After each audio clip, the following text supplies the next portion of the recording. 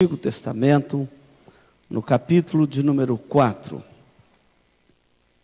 Hoje nós vamos falar sobre este texto, cujo espírito da nossa meditação aqui é o Altíssimo, que domina sobre o coração dos homens e que domina sobre o reino dos homens. Nós vivemos um tempo em que os homens se acham autônomos. A sua consciência está livre de qualquer constrangimento, inclusive das Escrituras. E esse texto nos faz pensar diferente. Nabucodonosor teve um sonho. Ele era o rei da Babilônia. E estava tudo bem com ele, com seu reinado. Mas de repente, este homem foi inquietado com um sonho. E esse sonho perturbou profundamente o seu coração. Ele sonhou com uma árvore tão grande que subia até os céus. E de repente, aves, os animais do campo, todos, essa árvore era tão grande que alimentava toda a terra. Já pensou? Uma árvore tão grande como essa, que é suficiente para alimentar toda a terra, tanto os homens quanto os animais. E no auge da sua glória, que subiu até os céus, era vista de todos os cantos da terra. De repente ele ouve uma voz do céu que aquela árvore seria cortada, ia ficar só o tronco. E ele desespera com aquele sonho, porque no fundo ele sabia de que se tratava, e chamou então todos os seus sábios, feiticeiros, encantadores, intérpretes. Nenhum pôde dar uma interpretação nova daquilo que aguçava tanto a sua consciência. Ele então chamou Daniel, e Daniel interpretou o sonho dele. E disse que aquela árvore era ele mesmo, que se tornou tão grande, famoso, seu reino, mas que ele não reconheceu a glória de Deus e nem o Altíssimo. Então, foi cortado o seu tronco, mas ele seria restabelecido depois de 7 anos, pastando nos campos como os animais. Ele seria restituído no seu trono. E ele então fica perturbado e o sonho dele começa a demorar a acontecer. No versículo 28, Daniel capítulo 4, versículo 28, a partir daí nós encontramos a seguinte narrativa, nesse contexto já narrado. Todas estas coisas sobrevieram ao rei Nabucodonosor. Ao cabo de 12 meses, passeando sobre o palácio real da cidade de Babilônia, falou o rei e disse: não é esta grande Babilônia que eu edifiquei para a casa real com o meu grandioso poder e para a glória da minha majestade? Falava ainda o rei, quando desceu uma voz do céu: a ti se diz, ó rei Nabucodonosor, já passou de ti o reino, serás expulso de entre os homens, e a tua morada será com os animais do campo, e far-te-ão comer ervas como os bois, e passar-se-ão 7 tempos por cima de ti, até que aprendas que o Altíssimo tem domínio sobre o reino dos homens e o dá a quem quer. No mesmo instante se cumpriu a palavra sobre o Nabucodonosor, e foi expulso de entre os homens e passou a comer erva como os bois. O seu corpo foi molhado do orvalho do céu, até que lhe cresceram os cabelos como penas de águia, e as suas unhas como as aves. Mas ao fim daqueles dias, eu, Nabucodonosor, levantei os olhos ao céu. Tornou-se-me então o entendimento, e eu bendisse ao Altíssimo. E louvei e glorifiquei ao que vive para sempre, cujo domínio é sempre eterno, e cujo reino é de geração em geração. Todos os moradores da terra são como por ele reputados em nada. E segundo a sua vontade, ele opera com o exército do céu e os moradores da terra. Não há quem lhe possa deter a mão, nem lhe dizer: que fazes? Tão logo me tornou a vir o entendimento, também para a dignidade do meu reino tornou-me a vir a minha majestade, o meu resplendor. Buscaram-me os meus conselheiros e os meus grandes. Fui restabelecido no meu trono, no meu reino, e a mim se me ajuntou extraordinária grandeza. Agora, pois, eu, Nabucodonosor, louvo, exalço e glorifico ao Deus do céu, porque todas as suas obras são verdadeiras e os seus caminhos justos, e pode humilhar aos que andam na soberba.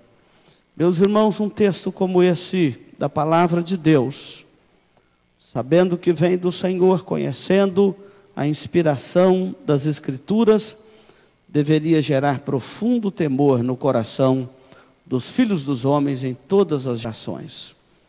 Senhor Deus, traga a Tua palavra ao nosso coração neste momento, com letras vivas, escreve-a em nós.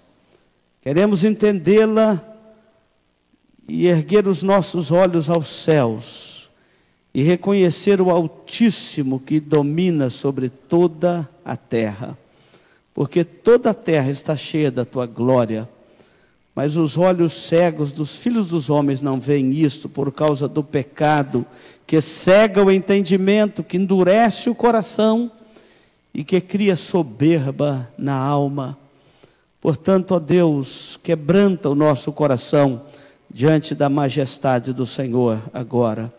Eu te peço em nome de Jesus, amém.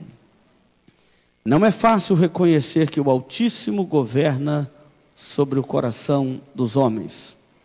Os homens gostam muito do livre-arbítrio, mesmo não existindo, eles gostam muito do livre-arbítrio, da sua liberdade a qualquer preço.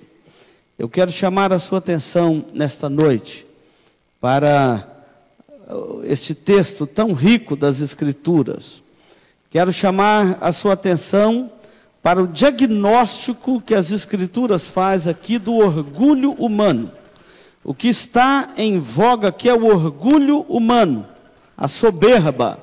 A última palavrinha do texto: o soberbo rei reconhece que a soberba dos homens não resiste o poder e a majestade do Altíssimo.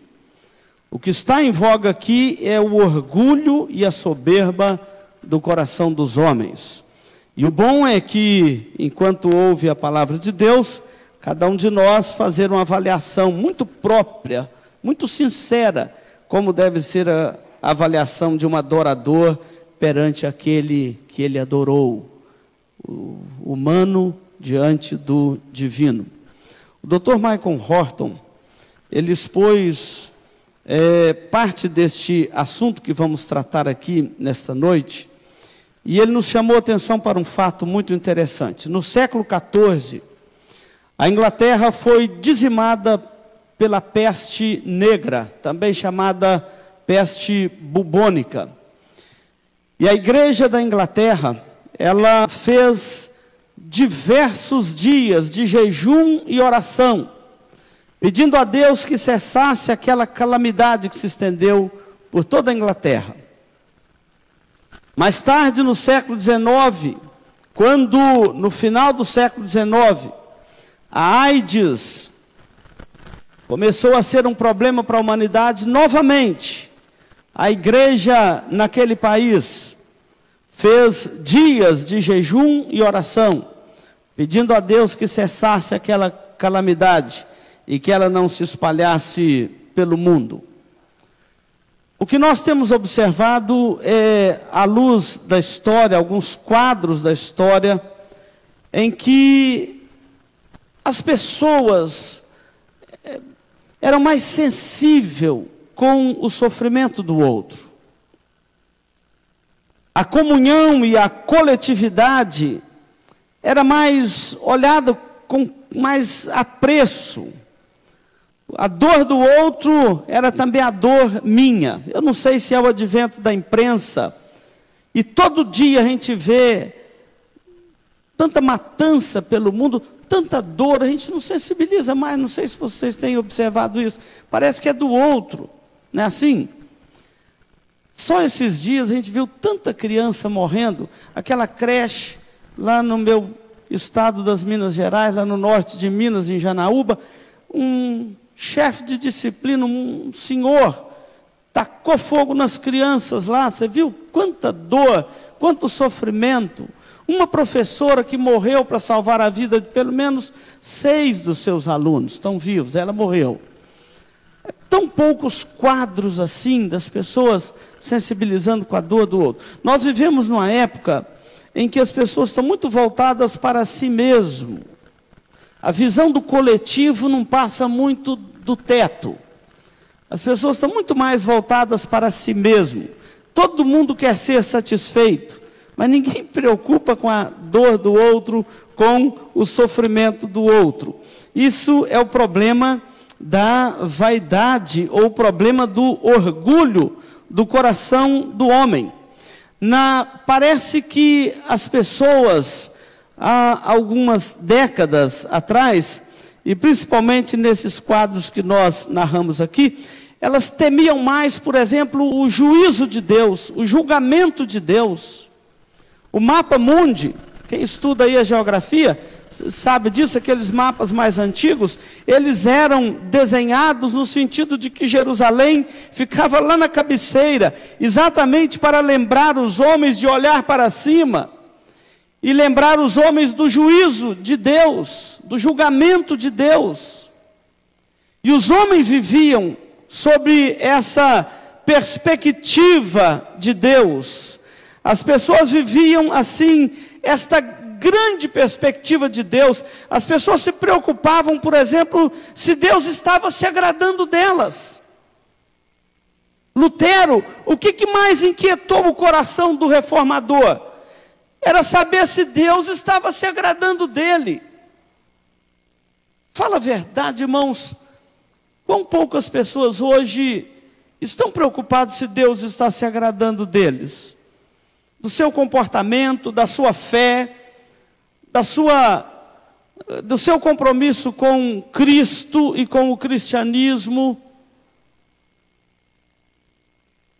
O diagnóstico que nós temos hoje não é um diagnóstico bom. A visão do coletivo, as pessoas não estão preocupadas e cada um quer viver a sua própria expectativa. A expectativa de Deus e de comunicar o julgamento de Deus e o juízo de Deus não interessa, é um assunto que não interessa muito os nossos contemporâneos. A ideia hoje é aquela assim, como posso ter uma vida melhor? Às vezes até vem na igreja preocupado com isso. Eu vou lá, vou orar, eu vou consagrar meus dízimos ao Senhor, porque eu estou lutando por ter uma vida melhor. E nesse contexto e nesse projeto de vida, nessa expectativa de vida extremamente materialista, de ter uma vida melhor, se Deus puder me ajudar, valeu. Não é mais ou menos assim? Minha expectativa é de melhorar de vida. Se Deus puder me ajudar, valeu. Mas quando chamamos a consciência das pessoas para o julgamento de Deus, para a justificação dos seus pecados, porque ninguém vai entrar no céu se não for purificado pelo sangue de Jesus Cristo. Quando chamamos a atenção dos homens para o juízo final, parece não fazer sentido para o nosso povo. Quer mais pensar na vida aqui e agora, no bem-estar aqui e agora. A religião é a religião do coração, não a religião das Escrituras. E aí nós chegamos à dura conclusão de que idolatria nos nossos dias não é muito adorar um ídolo. Aliás, as pessoas a cada dia estão adorando menos os ídolos. Só nos dias de festa que eles aparecem e se manifestam devoto de alguns deles. A idolatria dos nossos dias é o narcisismo. Não é um ídolo de barro ou de pedra. É o narcisismo, é o eu. Adora-se a si mesmo. Mais ou menos assim, as pessoas ficam olhando para si mesmo, entusiasmadas consigo mesmo, querendo satisfazer a si mesmo e querendo que os outros também satisfaçam a ele. Orgulho ferido tem sido um problema até para os crentes no nosso dia. E quando aprendi isso com um professor de seminário, quando um crente falar o seguinte: pastor, vi te contar alguma coisa, dizer assim: pastor, aquele irmão feriu meu orgulho. Você já leva para o conselho e disciplina aquele crente, porque só de um crente ter orgulho já está tudo errado. É um narcisista. Só de um crente ter orgulho já está tudo contrário ao que a palavra de Deus nos ensina. E o problema do homem moderno é este problema do eu, em si mesmado, o orgulho. E é o mesmo problema que Nabucodonosor está enfrentando aqui. Mas o grande problema que Nabucodonosor enfrentou aqui, e que você e eu também enfrentamos nos nossos dias, e que o homem dos nossos dias terá que enfrentar mais cedo ou mais tarde, é que você não pode vencer a Deus. Este é o problema. Você não pode vencer o Altíssimo. E um dia você vai ter, como Nabucodonosor, se deparar com o poder do Altíssimo, e você não pode vencer. Você chegará a esta triste decisão. Vejam como Deus tratou o coração de Nabucodonosor, como Deus humilhou o orgulho deste homem, a ponto dele prostrar aos pés de Deus e adorá-lo. Essa história, o ponto alto dela neste capítulo é o sonho de Nabucodonosor. Deus perturbou o coração soberbo e narcisista desse homem com um sonho. Observa que nem precisou dele mandar anjo do céu, nem demônio do inferno. Um sonho. Deus usou apenas um sonho. Provavelmente todo mundo aqui sonha. E no dia que você sonhar, não fique impressionado, porque a Bíblia diz: o profeta que tem sonho, conte-o como apenas sonho. Deus não nos fala em sonho, Deus nos fala pela sua santa e preciosa palavra. Havendo Deus outrora falado muitas maneiras, entre elas sonho, agora nos fala pelo Filho, a quem Ele constituiu o herdeiro de todas as coisas, e pelo qual Ele fez o universo. Mas bastou um sonho para Deus perturbar o coração vaidoso de Nabucodonosor. E o texto relata no capítulo 4 que ele estava bem, o seu reino ia bem, mas numa noite, enquanto ele dormia, ele sonhou com uma árvore, e esta árvore que nasceu diante dos seus olhos, de repente essa árvore cresceu, e foi ganhando dimensões tão grandes, que ela alcançou o céu. E quando ela alcançou o céu, ela era vista por toda a terra. Era uma árvore grande, que podia ser vista de toda a terra, por todos os habitantes da terra. Ao mesmo tempo, ela era tão frondosa, que ela cobria toda a terra. Imagina um guarda-chuva sobre a terra. É a árvore de Nabucodonosor que ele sonha aqui. E esta árvore tão frondosa, os animais se abrigavam debaixo dela, e dela saía alimento, fruto que alimentava toda a terra. Que árvore preciosa! Parece a Torre de Babel. Lembra da Torre de Babel? A Torre de Babel tem tudo a ver com essa Babilônia aqui, aquela torre. Uma vez eles resolveram fazer uma torre para subir até os céus. O homem tem uma vontade de chegar aos céus pelo seu próprio esforço. Ele não mede esforço para isto. Olha a salvação pelas obras. É mais ou menos como a Torre de Babel. Não vamos preocupar com o Evangelho de Deus, não. Vamos construir o nosso próprio caminho. Em vez de olhar para cima, olhar para o céu, olhar para Deus, eles disseram: faremos nós mesmos uma torre tão alta que possa atingir os céus, para irmos aos céus e descermos dos céus por ela. O projeto era o seguinte: seremos como Deus, e nós mesmos vamos dar cabo aos nossos problemas. Irmãos, infelizmente os homens pensam assim até hoje. Vamos nós mesmos construir os nossos caminhos para Deus. Vamos nós mesmos construir a nossa história. O que mais se prega no humanismo dos nossos dias? Cada um de nós é senhor da sua própria história.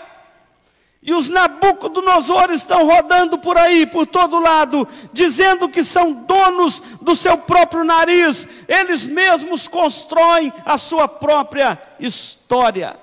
Que engano do coração humano, que orgulho, que soberba, que vaidade. Nós temos aqui um sonho que causa temor, e temos uma interpretação fiel que causa temor também. Nabucodonosor, ele não queria ouvir a verdade. Ele chamou os seus sábios, os sátrapas, os encantadores, os feiticeiros, prometeu fortunas e prêmios para aquele que pudesse interpretar o seu próprio sonho, porque ele sabia que o seu sonho não era bom. Os reis naquele período eram descritos como árvore. Ele sabia que era ele aquela grande árvore, mas ele queria outro sentido para o seu sonho, e ele já sabia: eu não vou chamar Daniel, porque eu já sei o que ele vai falar. Irmãos, a gente que é pastor ouve tanto isto. É mais ou menos assim: eu não queria nem vir aqui, pastor, porque eu já sei mais ou menos o que o senhor vai falar comigo. Como que a consciência dos homens só finge de bobo, mas não tem nada de bobo na consciência dos homens? Me lembro uma vez aconselhando um jovem, falou assim: eu não queria estar aqui, eu vim porque meus pais me mandaram, porque eu já sei o que o senhor vai falar comigo. Falei: então vamos ver se você sabe mesmo. O que você acha que eu vou falar com você? Claro que eu não vou dizer aqui para vocês, mas ele passou a lista. Falei assim: então não precisa nem você ter vindo aqui. É isso mesmo que eu iria falar com você. Só vou acrescentar umas coisinhas, mas é isso mesmo. E ele falou: e eu nem queria vir aqui, porque eu já sabia que o senhor ia falar era isso. E como que um pastor vai falar algo diferente da palavra de Deus para alguém? Nabucodonosor sabia daquela interpretação, mas a ideia dele é o seguinte: vamos resolver os problemas aqui por nós mesmos, sem envolver Daniel, porque eu sei que ele vai invocar o seu Deus, e ele tem a interpretação de sonhos. Ele não queria ouvir a realidade do seu sonho. A maioria de nós não quer ouvir a realidade da nossa própria vida. A maioria de nós não quer ouvir a verdade sobre nós mesmos.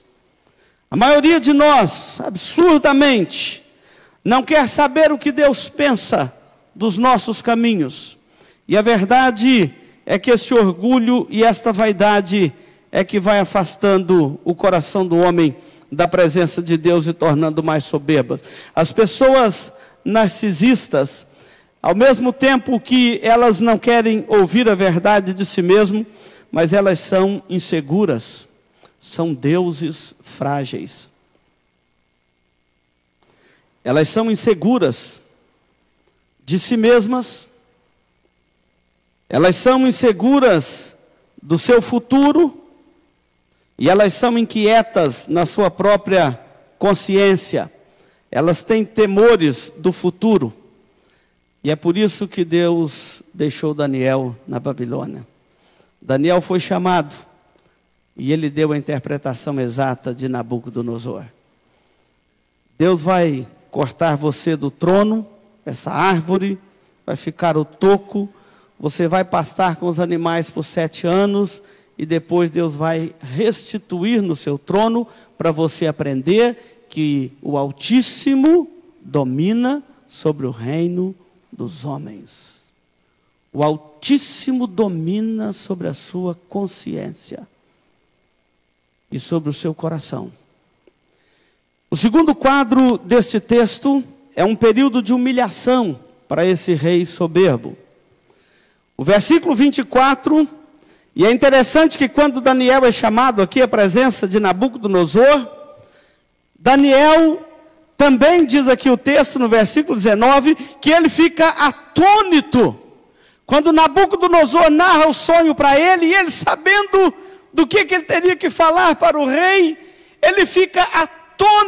Diz o texto que ele ficou perturbado com o sono do rei, ou com o sonho do rei. Ele ficou perturbado, e ele chegou a dizer, eu não posso falar para esse rei o que ele está sonhando. É dura essa interpretação. Na verdade, o que Daniel ficou trêmulo diante do sonho do rei, é quando ele viu tamanho juízo de Deus sobre a cabeça daquele homem.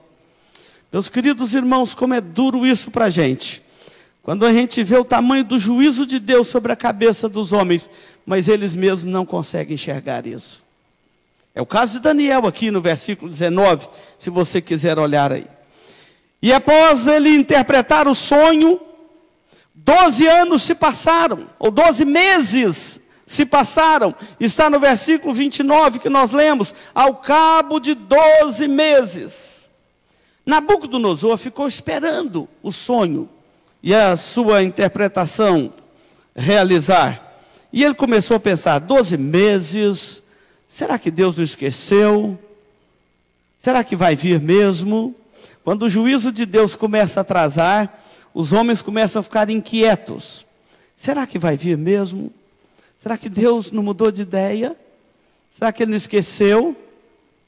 12 meses passaram, e diz o versículo 29, que como o juízo de Deus começou a demorar, este homem então um dia levanta e volta toda a soberba do seu coração, passado aquele período do medo, da aflição, volta a soberba do seu coração, e no verso 29, ele então começa a andar pelo seu palácio, pelo terraço do seu palácio real, e começa a contemplar toda a Babilônia, aquela grande cidade, os prédios públicos, os jardins suspensos da Babilônia, e começa a dizer, não sou eu o rei Nabucodonosor, e não é esta grande Babilônia que eu edifiquei. Olha o eu exaltado deste homem, que eu edifiquei para a casa real, meu grandioso poder, a minha grande majestade, a glória da minha majestade, fez todas essas coisas. Quanta soberba! Um grande homem, uma grande cidade, a Babilônia, um grande império, o Império Caldeu, um grande poder. Presta atenção nisso. Muitas das vezes a gente pensa assim também de nós mesmos. É a minha carreira, a minha empresa, a minha inteligência, a minha fortuna. Às vezes a gente se apega também a tão pouca coisa. Eu fiz, a minha casa, a minha glória. E o coração cheio de si mesmo. E enquanto o coração dele estava cheio de si mesmo e vazio de Deus, os versículos 31 a 33 fala que ele ouviu uma voz do céu. E eu fico pensando que voz perturbadora para a consciência daquele homem.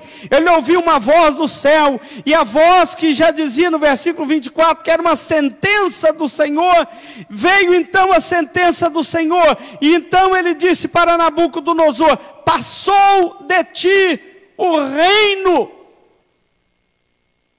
porque o reino dos homens, ou o reino dos povos, das nações, pertence ao Senhor, e Ele dá a quem quer, e Ele tira na hora que Ele quer. Nós temos que aprender que o Altíssimo domina sobre o reino dos homens. Você agora complementa a sentença que veio do Senhor para aquele rei, que Daniel tremeu ao entregá-la. E ele diz, agora você comerá erva no campo como bois, Você vai pastar por 7 anos, vai crescer cabelo no seu corpo. Que humilhação para aquele rei, aquele tão soberano Nabucodonosor, homem tão conhecido na história do mundo antigo. Que humilhação! Como que Deus quebra o orgulho daquele homem narcisista? Estamos cheios deles também nos nossos dias. Pessoas que querem viver a vida alheio a Deus do seu jeito. Quando o homem olha para cima, ele encontra salvação. Mas quando ele olha para baixo, para si mesmo, ele só encontra o fracasso. Quando o homem olha para cima, ele encontra salvação, ele encontra justificação pela fé em Cristo para a sua vida. Mas quando ele olha para baixo, para si mesmo, ele torna então, diz aqui o texto, uma besta, um boi selvagem. Insano, confuso, louco. Assim se tornou Nabucodonosor.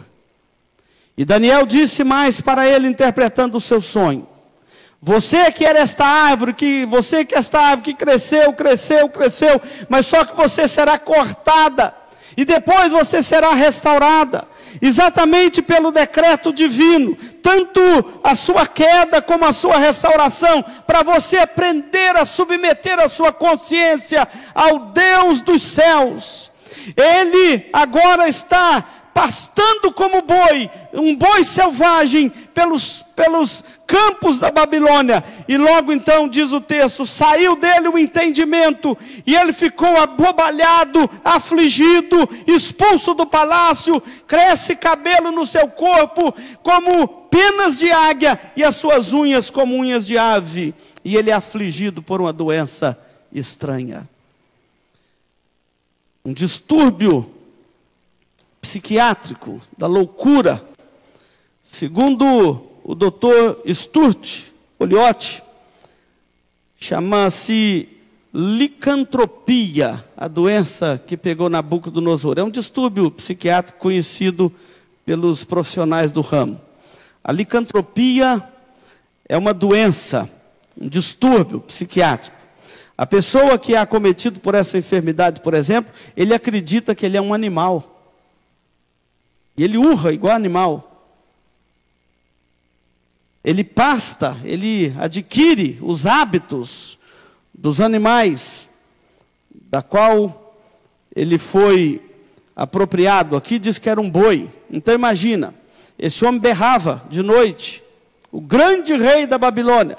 Está berrando aí fora. Não escuta não, é Nabucodonosor. A pessoa, que humilhação. Preocupa não, esse berro aí já é conhecido aqui do palácio.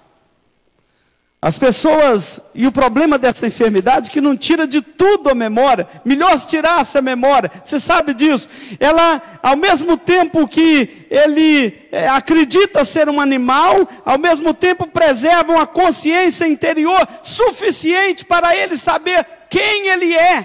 Pior ainda. Ao mesmo tempo que ele se porta como animal, mas ele sabe que é o rei do grande império da Babilônia. E eu fico pensando como Deus humilha os soberbos. A Bíblia diz que Deus humilha os soberbos e dá graça aos humildes. Deus sabe humilhar um homem e uma mulher orgulhosos. É por isso que a Bíblia diz, com Deus não se brinca. Deus pode tirar a sanidade nossa e colocar uma insanidade como esta no lugar. Nabucodonosor estava vivendo como uma besta na sua insanidade. E você vê que quando nós olhamos para os homens narcisistas dos nossos dias, não tem muita diferença. Esta confusão mental que está no planeta Terra nos nossos dias, nada mais é do que um juízo de Deus sobre a nossa terra. Esta confusão mental que nós estamos vendo no homem moderno, aquela mostra de arte tão famosa que circulou nas redes sociais, nada mais é do que uma demonstração da insanidade do nosso povo pensando como bestas. A insanidade moral dos nossos dias. A insanidade não tem limite nos nossos dias. Tem sido marcado, e nada mais é esta insanidade do que Deus humilhando o homem nos nossos dias. Meus queridos, é muito triste ver algumas coisas que têm acontecendo. E já tem até textos circulando aí sobre a insanidade. Porque quando não há céu, não há inferno, não há lei de Deus, então vale tudo. As crianças estão confusas, e os adultos querem deixá-las mais confusas ainda. Aquela ideia de que é criança, nem é homem, nem é mulher, é um gênero. Isso é insanidade. Meus irmãos, isso fere a própria razão humana. Pelo menos lá em Minas Gerais, no meu tempo lá de meninos, tem só 50 anos, quando eu nasci, a parteira que não passou pelas universidades federais do nosso país, lá do quarto já gritava com o pai que ficava lá na sala ansioso, suando, porque não fez ultrassom, não sabia, já gritava, é homem, outra hora gritava, é mulher. A parteira tinha mais sanidade do que muito diplomado dos nossos dias. Essa insanidade, isso é Deus humilhando os homens, mas eles não percebem isto. Perde-se o referencial, e eu acho isso uma humilhação para a humanidade, é uma falta de sanidade mental, moral e espiritual.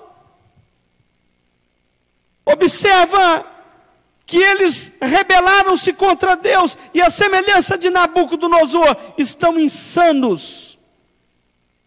Não sabem nem quem são, confusos. Haja sessões de terapia para essa insanidade do nosso tempo. E é interessante que é um insano tratando o outro. Vai dar tudo certo no final. A conversão de Nabucodonosor é o meu último tópico aqui. Esse homem se converteu a Deus. Se você quer saber, ele morreu crente. Provavelmente vai ser seu companheiro lá no céu, se você chegar lá também. Ele pastou por 7 anos, ou por 7 tempos. Aqui não fala se é semana, mês, etc. E era decreto divino, e ele então cumpre o decreto divino. Não sabemos quanto tempo durou, mas no final deste tempo, olha o que diz o versículo de número 34. Ao fim daqueles dias, eu, Nabucodonosor, o que ele fez? O que diz aí o texto? Levantei os olhos para o céu. Agora esse homem toma a atitude correta.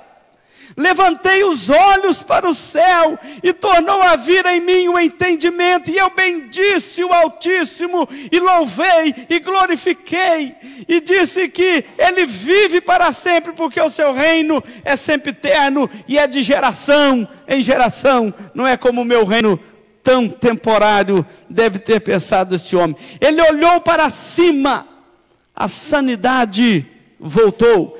E aqui que eu falo que tem esperança para o mundo nos nossos dias. Esses insanos, obviamente, se eles olharem para cima, tem salvação para eles. O Evangelho da graça de Deus é o Evangelho que nos convida para olhar para Deus. Enquanto o homem olha para baixo, ele se torna um animal insano. Quando ele olha para cima, para o Altíssimo, a sua sanidade é restaurada. Meus irmãos, como igreja, eu quero fazer um apelo para você aqui. Olhe para cima. Olhe para o Altíssimo, por várias razões. Primeiro, para você não desanimar da sua caminhada. Segundo, para você não ficar iludido. Terceiro, para você não ficar insano. Assim, o que nós podemos observar como igreja é que enquanto nós olharmos para cima, Deus nos livrará de um mito que um bando de loucos supersticiosos inventou. e que está varrendo o mundo na sua insanidade. O cristianismo, ele nos traz a razão. Quando Jesus diz: conhecereis a verdade, e a verdade vos libertará. Isso quer dizer que a verdade de Deus, dentro da razão de um coração regenerado, ele te dá o senso de realidade. Quem pensa que o evangelho é contra a razão, é um insano. Porque na verdade, a sanidade, a verdade, a razão, ela caminha com o cristianismo. Quando nós olhamos para Deus, a sanidade vem ao nosso coração. É o que o rei Nabucodonosor está experimentando aqui. Nós encontramos no final deste capítulo 4 de Daniel, Nabucodonosor adorando o Altíssimo e dizendo nessas palavras, uma adoração de um homem crente: agora, pois, eu, Nabucodonosor, louvo, exalço, glorifico ao Deus dos céus, porque todas as suas obras são verdadeiras, os seus caminhos são justos, e pode humilhar aos que andam na soberba. Talvez você ainda não está olhando para cima, porque Deus ainda não te humilhou o tanto que ainda vai te humilhar. Os que andam na soberba serão humilhados. Quando volta a sanidade, esse homem volta a adorar ao Deus dos céus. Ele reconhece que Deus é o Altíssimo e está acima de todos os homens. E não há coração soberbo que fique de pé na sua presença. Meus irmãos, eu quero concluir aqui. Onde nós vemos Deus assim, como Ele é? Nabucodonosor olhou para o Altíssimo, para cima. Eu quero te dizer que não é no palácio que você vai ver Deus assim como Ele é. É lá no Calvário que você vai ver Deus assim como Ele é. Jesus é essa grande árvore que não passou no sonho de Nabucodonosor, com seu fruto para todas as nações e para todos os corações. É por isso que quando Jesus nasceu, vieram os magos do Oriente. Eles conheciam esse sonho de Nabucodonosor. Eles esperavam também o Redentor de Israel. Não há no mundo um lugar mais alto do que aquela cruz de Cristo, lá no Calvário. Seus frutos estão sobre o coração dos homens por toda a terra.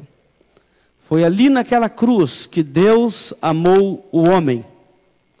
E é ali naquela cruz que Deus humilha o homem. Não tem nada que nos humilha mais do que a cruz de Cristo. Fala a verdade. Tem nada que nos humilha mais do que a cruz de Cristo. É ali no Calvário, o mais alto ponto da terra e o mais baixo ponto da terra. É ali que a sanidade do coração humano é restaurada. É ali que Deus nos traz de volta para Ele. Se você parar para analisar, você era um louco. Eu também era um louco. Até que Jesus nos trouxe de volta